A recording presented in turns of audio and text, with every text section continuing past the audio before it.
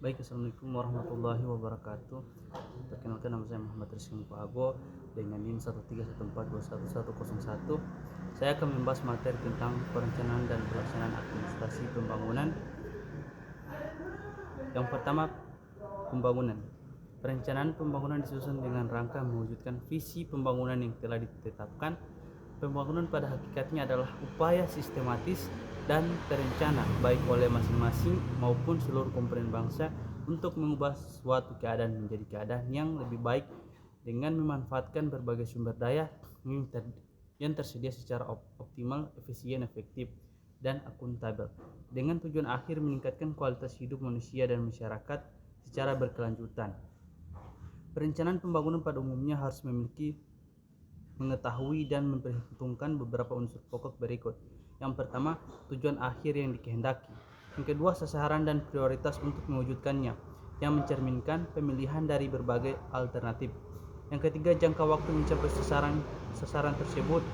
Yang keempat, masalah yang dihadapi. Yang kelima, modal atau sumber daya yang akan digunakan serta pengalokasiannya. Selanjutnya, sistem administrasi pembangunan. Coping ability sistem administrasi pembangunan adalah sistem terbuka. Ia menerima masukan secara teratur dari lingkungan dan upaya untuk menanggapi melalui keluaran, yaitu keputusan dan tindakan. Kadang-kadang tantangan ini ringan dan sederhana sehingga tidak membebani sistem administrasi pembangunan.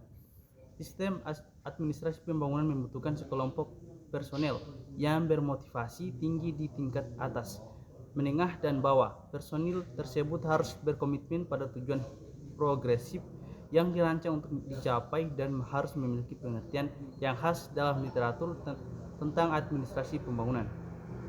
Yang ketiga, pelaksanaan administrasi pembangunan.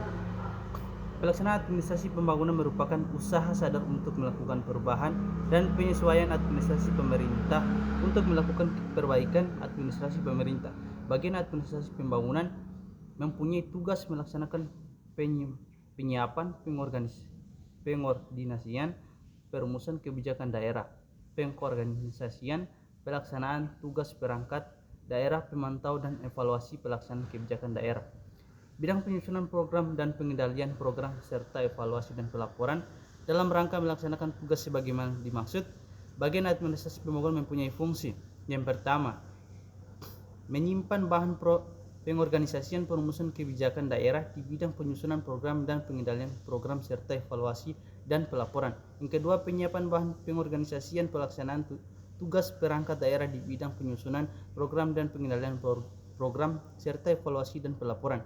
Yang ketiga, penyiapan bahan pemantauan dan evaluasi pelaksanaan kebijakan daerah terkait pencapaian tujuan kebijakan di bidang penyusunan program dan pengendalian program serta evaluasi dan pelaporan. Yang terakhir, pelaksanaan fungsi lain yang diberikan oleh asisten perekonomian dan pembangunan terkait dengan tugas dan fungsinya. Yang selanjutnya, kesimpulan.